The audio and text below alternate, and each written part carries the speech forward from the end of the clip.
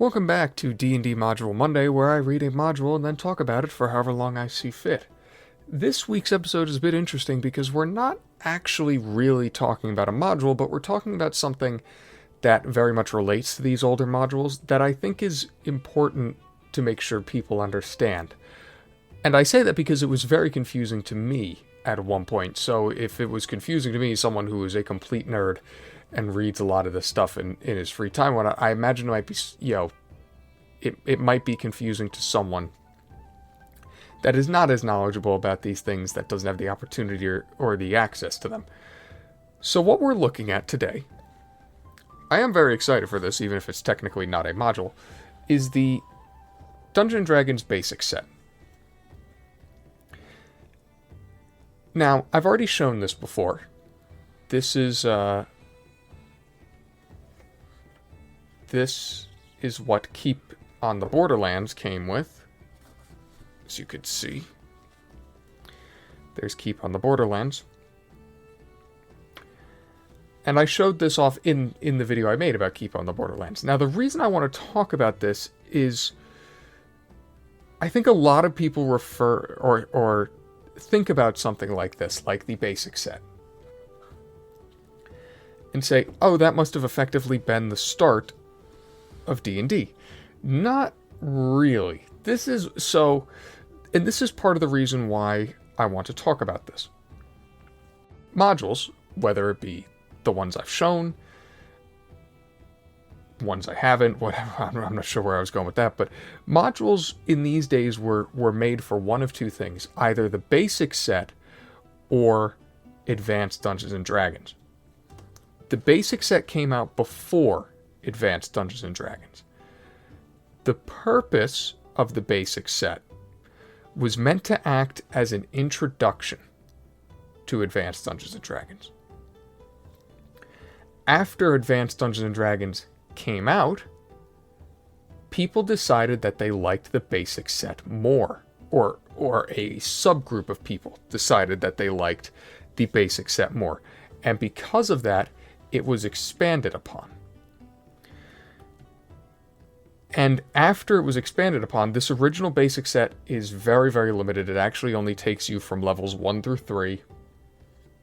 It is meant to, again, be an introduction to how to play D&D. And after using the basic set, you were supposed to move on to AD&D. Some people didn't want to do that. People preferred the systems in the basic set, and I will show them in a moment, are far more simplistic than Advanced Dungeons & Dragons, and some people just preferred that. Now, what happened was, after the basic set was expanded upon, you had things like the expert set. That was basically like the next expansion, which bumped it up to like, I think a level 14 or 15 or something like that. So even though the basic set was originally meant to serve as the introduction to AD&D, after things like the expert set and whatnot came out, they became two distinct rule sets for the game that were active at the same time. So that's what I really, really want people to understand.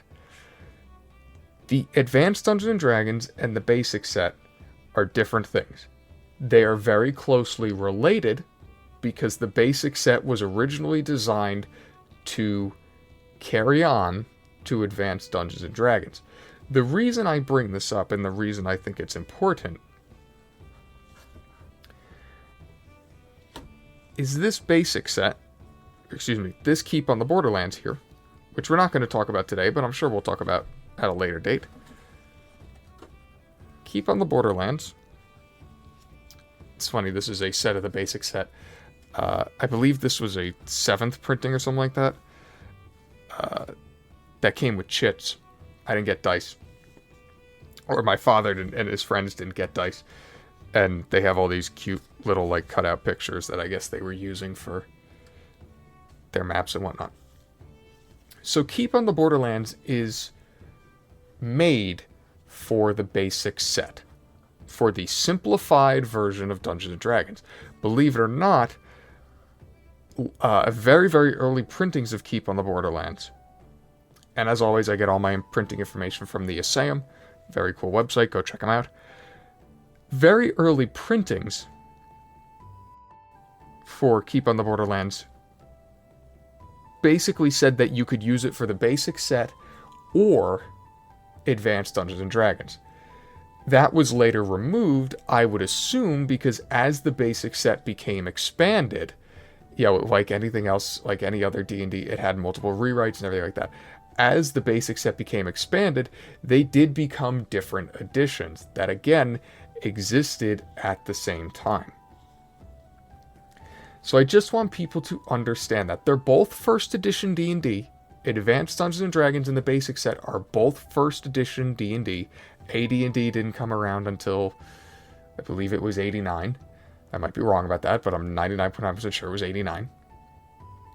So Advanced Dungeons & Dragons and the basic set are both D&D. They existed at the same time, but they played very differently. The basic set, even after it expanded, was much more simplistic.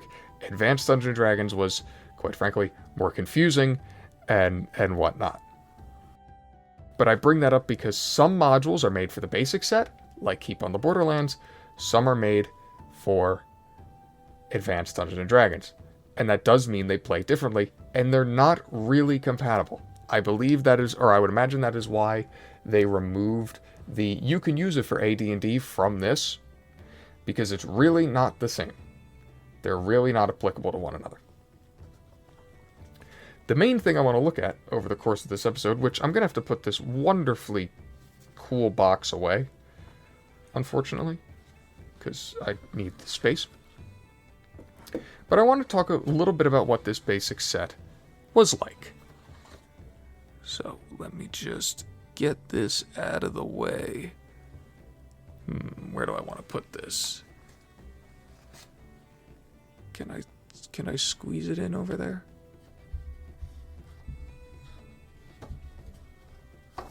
There we go. That works. That works. So I want to talk about this because this book is very different, actually, from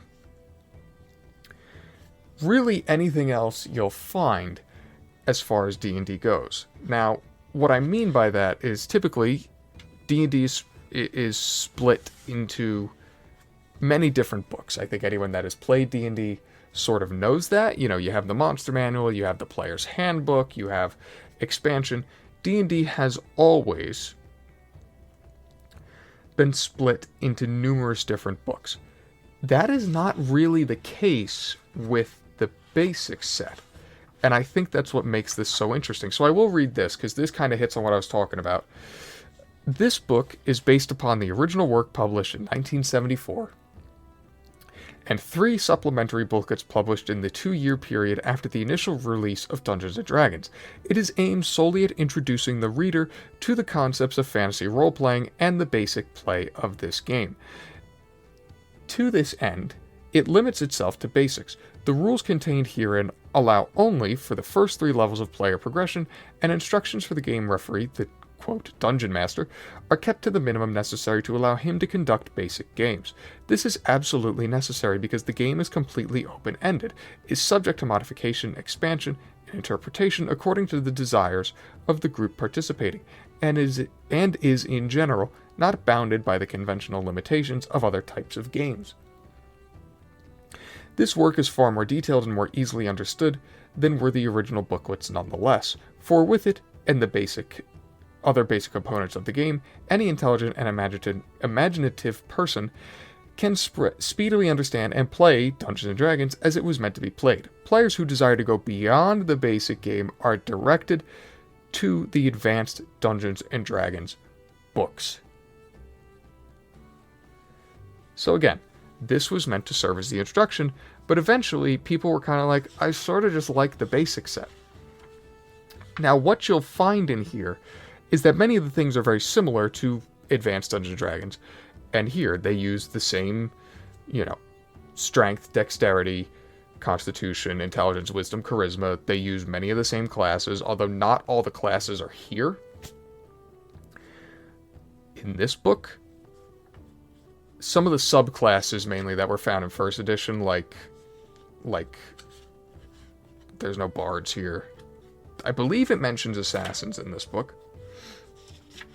But basically, it uses the same sort of concepts and systems, but obviously brings them down in a much more simplistic way. And people wound up enjoying this more. Why that was, I couldn't tell you. I wasn't there at the time. Now, again, this is what is most interesting about this book, considering how other D&D books are so usually split. This has everything you need. It has item values, it has what the different stats means, it has basically a mini monster manual in it. This is basically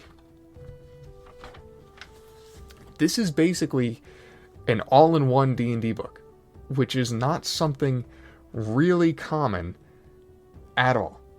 There are not very instances in which D&D, everything you need could be found in one book, but everything you needed to run a game of D&D, as simplistic as it might have been, was found in this book.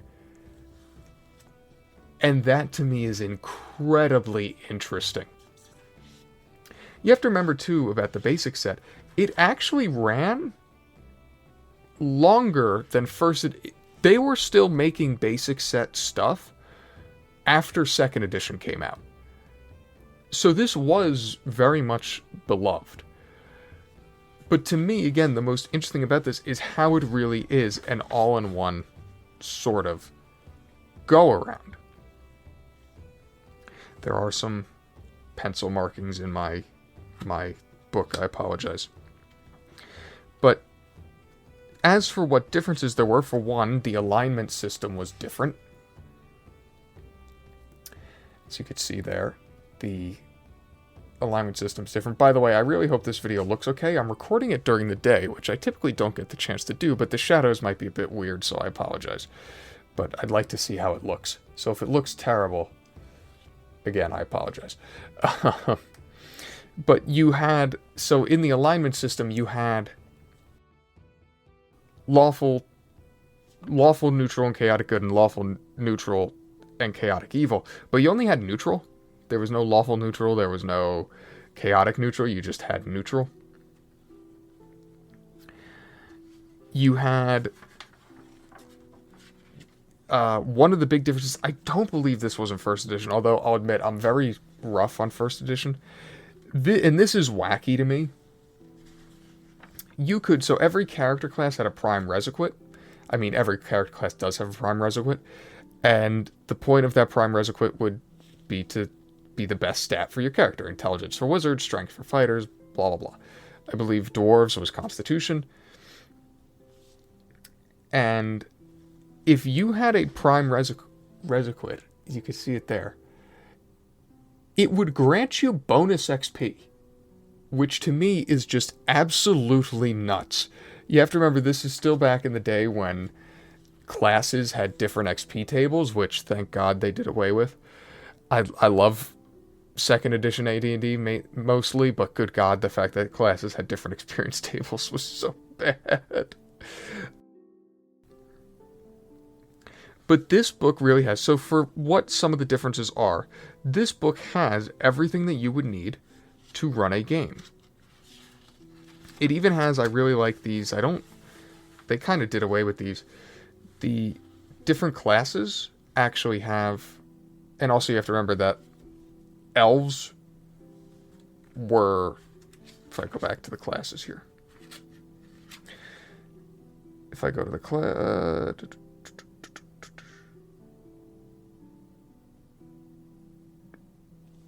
no, excuse me, I'm getting all sorts of confused. So sorry. This is what happens when you're trying to remember specific things about editions and you have 5 different editions, well 4, because I skipped 4th edition, I think that's very clear. When you have so many, you're trying to think about, whatever, I just got myself really confused for no reason, I'm so sorry. Anyway, classes themselves actually had, like, titles. So if you were a level 1 fighter, fighting men, elves, halflings, and dwarves, you were a veteran. If you were level 2, you were a warrior. If you were level 3, you were a swordsman. If you were a magic user, you were immediate. They kind of later did away with that sort of stuff, but I find it very interesting. But all this stuff at the beginning of the book is how to create your characters, how to dole out experience points, how experience points relates to treasure, things like that. How you played the game, what monsters you were likely to find where, how to move, all the basic sort of bookkeeping, for as little bookkeeping as there actually was in this edition, that you could find. I like this part up here too, hopeless characters, because the way they recommended you roll characters in this edition, back in these earlier days, was that you would roll your 6 stats and then just basically decide, so you would roll for strength, and if you rolled a 9, well, you'd hope you roll better somewhere else because you weren't playing a fighter. And so basically they had this denotation of hopeless characters, which was basically just a way to trash your character because they sucked. And I love that. Anyway, moving on. So again, it has all this stuff here. Clerical abilities, spells, everything that you need to make your character and let your players play their characters. Thieving abilities based on level. One thing, they talk a lot about noise, rolling to hear noise. This was very much a thing in early editions of D&D. I mean, it's still a thing, but it was a big thing. I find it hysterical in the magic sense, especially for wizards, effectively. You get to know one spell when you're a level 1 wizard in basic D&D, I guess because they thought maybe more would confuse people. But yeah, you get to know one spell, so you literally get to cast, magic missile, and then you walk away from the fight. So some of these things, again, are maybe dumbed down to a point that if you are experienced with D&D, you would say, oh my god, why would they do that? But this is where this gets interesting. So, after giving you all that about how to make your character and play your character, here's spell descriptions. This, again, is not what you would find. You would maybe find these things together about how to make your character and the spells. But, right? So, if we move on, though, here's a monster list. It's a monster manual.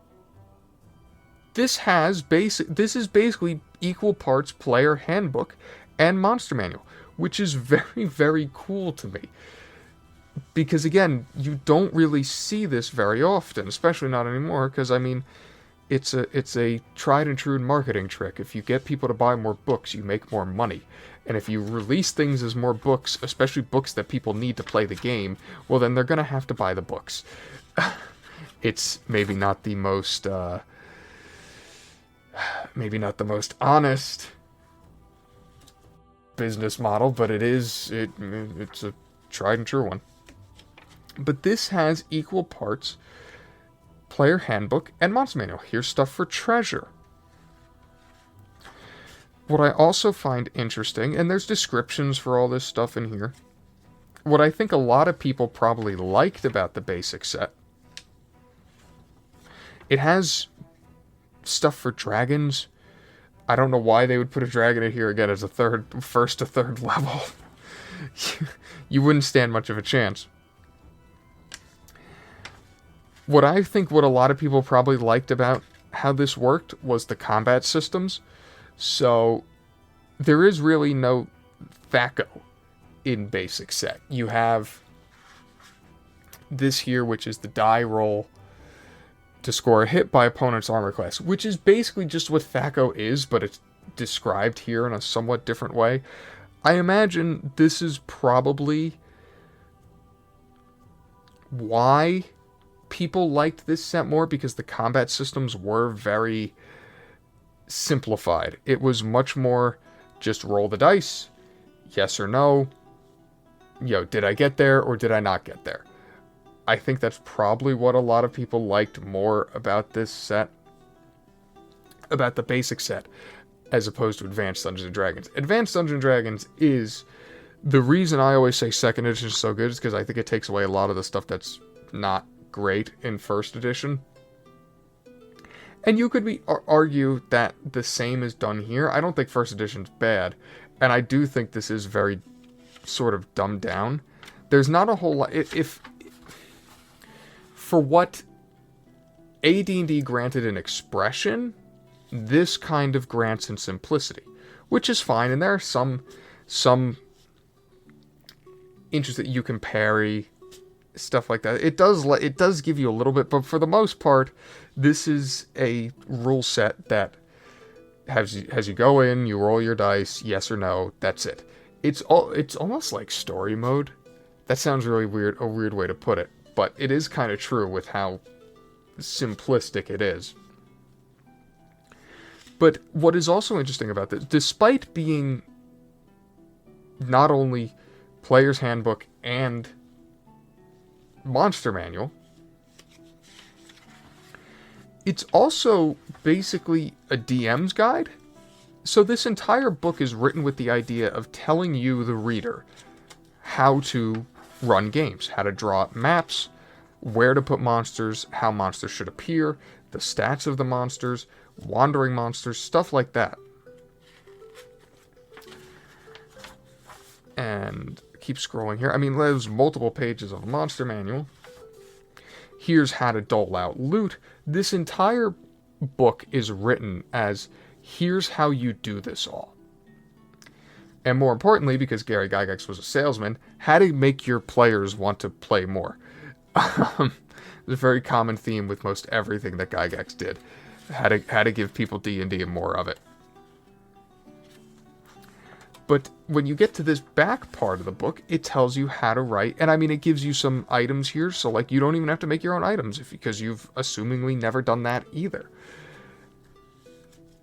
In the back here, it has how to dungeon master, how to draw up maps. It comes with a sample. Like, this is one of the most interesting things I've ever seen in a D&D book. This is a literal... So, the earlier versions of D&D were based around, like, one person basically doing the majority of the talking for the table. Here, they're called the caller. This is an entire, like, example conversation of how something between the DM and the caller might go.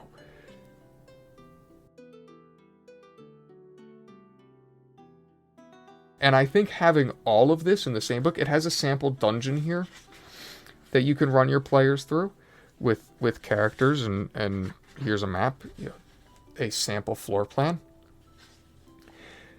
And again, what makes this also, this is as close as I've really ever seen as like an all-in-one D&D supplement. And of course the Gen Con advertisement. This is... I hope you didn't hear that. I'm so sorry. Hang on. Get out of here. I just got a Discord notification is what I'm saying. I hope you didn't hear that. Anyway, that is what to me makes this so interesting. This basic set is really an all-in-one D&D experience. And it's important because a lot of the modules we're going to look at are from the basic set, and some are from Advanced Dungeons & Dragons. But I mainly wanted to take a look at this. I understand it's probably a very, very different episode than normal because there isn't really anything for me to talk about in the sense of whether I mean, I do like what this does because I think you could look at this and really learn a lot. Again, I think it's very simplistic, and I think I'm the type of person that after playing this for a time, I would probably yearn for more. Like, I'm not the type of person that would probably want to stay with the basic set. But I do appreciate what this does because I think it's so interesting in how they were trying to get people to learn how to play D&D. And I think the way that some of this stuff is dumbed down, that if you have never played before, is a great idea. I wouldn't mind seeing something like this. Again, a sort of all-in-one abbreviated system come out for 5th edition. Because the reality of D&D today is still that you really need someone that knows what they're doing if you want to get into it. It's still pretty difficult to get in on your own. But if you had something like this where you could read about how to roll characters, what the different monsters are like, be shown how these systems are supposed to work in very simple terms, you could very easily get into it. And then also be directed. I mean, it shows in multiple different areas. It says, refer to Advanced Dungeons & Dragons for more. Obviously, this all became obsolete when they expanded on this, and you could just go to the expert set if you wanted. But, like here, for additional character classes, refer to Advanced D&D for more. This is all very, very interesting, and I think it represents something that D&D has kind of been loath to do since. Like I said, you don't really see this. The amount of supplements and whatnot that you have to buy, and through the history of D&D have had to buy to be up to date, is a little ridiculous. I think it's a really unfortunate barrier to getting into this game, because the idea that you have to buy 3-4 books just to get off the ground is a little ridiculous to me. And I don't appreciate that, because I think it stops people from getting into this awesome game. But when you have something like this that breaks it down so simply, granted, still within the first edition systems, or highly related to the first edition systems, I don't see how you could get confused looking at basically any of this, and I love that. I think it's amazing. I think it's absolutely phenomenal. I'm a big fan of the basic set. Even if it's not something that I think I would have totally loved, and, well, I think first edition, the fact that wizards were still called magic users, and there were, the way races worked and everything else. Don't love that stuff, but the way stuff like thieving skills and how you learn spells, saving throws, how this is all broken down in very simplistic terms, how actually you can see how turning undead works. I love it. I love it. I wish there was something like this again today. I wish, I guess, in some ways that we were more willing to simplify D&D. I think normally nowadays we sort of say, well, if you got to get into it, if you want to get into it, you got to jump into the pool, and you just gotta suffer until you push through and you really get it. This, as evidenced by the fact that people liked it so much that they then ran it concurrently with the other editions of D&D, is evidence that that's not the case. You can break this down and still create an engaging and fun representation of Dungeons & Dragons. Because at the end of the day, as this book and so many other Dungeons & Dragons books say, that Dungeons & Dragons is not what's contained in these books. It is what the people playing it make of it. So in a lot of ways, not to get sort of melodramatic, I think the basic set is kind of beautiful. I think this stuff is not only interesting but incredibly valuable. It is valuable. It's kind of expensive. If you're wondering why I don't have the expert set and the other stuff, because it ain't cheap. These old, original, early edition box sets and whatnot, they're not cheap. As much as there will be certain things that I'll be buying because I want to talk about them, these early, barring my subscriber and view counts skyrocketing overnight, these early box sets, I'm lucky enough to get this from my father, will probably not become mainstays on this channel. But I wanted to talk about, again, because of the difference between AD&D and the basic set and how that might relate to what we talk about. But I dig this. I think this is totally cool. I wanted to talk about this because the last two things, like I said, this is kind of different because there isn't like any sort of topic really necessarily to talk about. But I love this. I wish we saw more of this. And I think the game would be better if we had more stuff like this. You know what I mean? Because I don't think you could read heck, there were certain things that I was enlightened about reading through this. Just the new ways to think about things, the simplistic ways in which things could be broken down. As far as the technicalities and the nuts and bolts, this is a valuable read. Anyone, whether they moved on to AD&D or not, I think would have benefited from reading this book. So I love it. I love it. I liked it more than I thought I would when I first read it, whenever I last read it. And I enjoyed it again reading it through here on for this go around. Even though the basic set is not something that I've never played basic set, but I know about it because I kind of have to know about it for how it works with certain modules. Again, I don't understand why there's such a long description of dragons. It doesn't make a whole lot of sense to me. But this is a very, very nice overall, and the artwork is nice. I like these fighter dudes. They're dwarves, but the artwork's very nice. It is a little different from one another, as you can tell. This picture of like the wizard and the, I don't know what those are. I guess they're giant rats or kobolds or something. You know, the styles are a little different, but they still look really nice. I mean, they paint a great picture of sort of what you're seeing, what you're imagining when you're playing. This has everything you could ever want. It is truly all in one. And that's awesome. And it represents a very sort of odd time in D&D where they were willing to sort of splinter off. They haven't done that since. After the basic set was discontinued in the mid-90s, they never really did anything like this again. The closest thing you could see to a splintering, as far as two different editions, is you'll see sometimes stuff in like Unearthed Arcana, where like they'll change rules. But other than that, this was really representative of the one time that D&D sort of split. And I don't think that's a bad thing, but I do think, especially in hindsight, if you're trying to read up on the history, it's probably confusing. You're probably like, well, wait, what's the difference between the basic set and AD&D? If you're like me, when I was younger especially, I thought the basic set came first. And it did, technically. The basic set released before Advanced Dungeons & Dragons.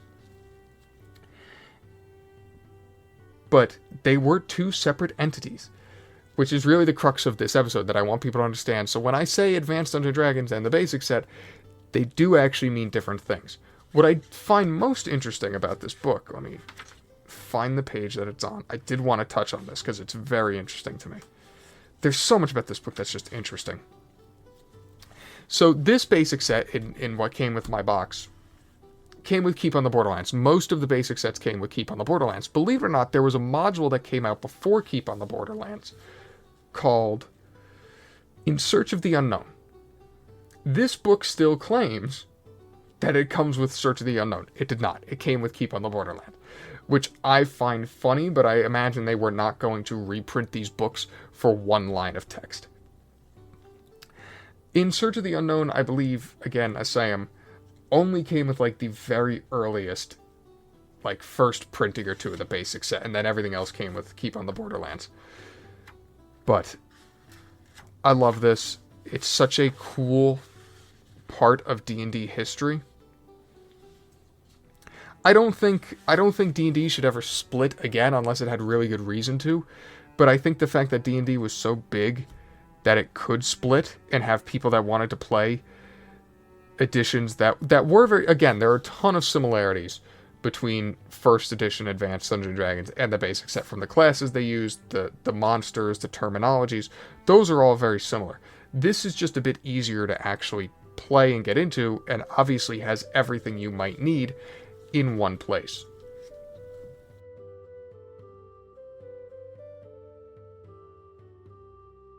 I can't remember, this stuff goes for like hundreds of dollars, these old basic sets. If you can somehow find a way to get your hands on this, and you're a D&D nerd, you should do it. If you see it somewhere, maybe someone doesn't know what they've got, even if you just get this book,